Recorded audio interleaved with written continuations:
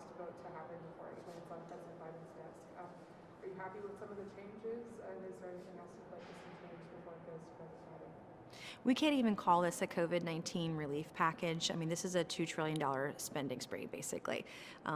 In the initial COVID-19 package, Chuck Schumer wanted a bridge in New York. Nancy Pelosi wanted underground rail to Silicon Valley in her backyard, essentially.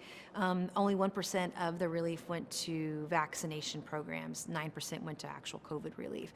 And so we don't have $2 trillion to spend right now, let alone spend it on all these projects that have nothing to do with COVID-19. So it's really important that if it were me, and it's not, I'm just one member of many members, but we should have had very targeted relief to those who really need it.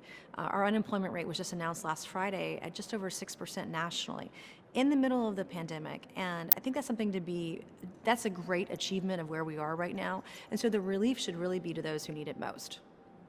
And, we're likely to see this pass in some form. Mm-hmm. Some of your constituents will get some stimulus money. Is your goal that they go out and spend it on local business? What are your hopes, even after the bill? I know you don't like it, but what are your hopes for constituents? Well, certainly those who are getting their stimulus checks, I imagine, like most Americans, like all of us, we're going to spend it in the economy, which is a good thing. However, we've got to be really careful about, one, creating a welfare state through the programs we're creating through this package, but also we want to make sure that those who need the help get it, right?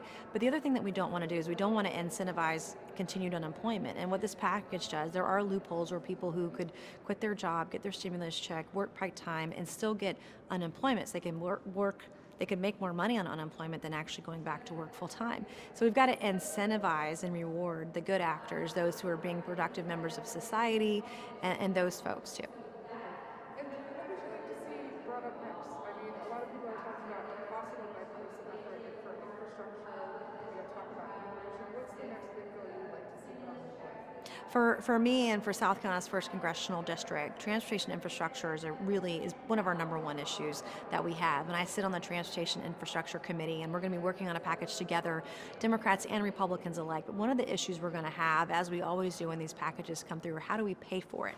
And so it's very concerning to me when we're spending money very freely right now without any forethought into the future. How are we going to pay for all this? Because we have enormous infrastructure needs, and the funding needs to be there.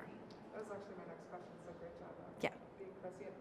So let's talk about the PRO Act. That's another bill that's up today or this week in the House. How do you feel about the PRO Act? South Carolina is a right-to-work state, and this bill would actually strip the ability for South Carolina to continue to be a right-to-work state.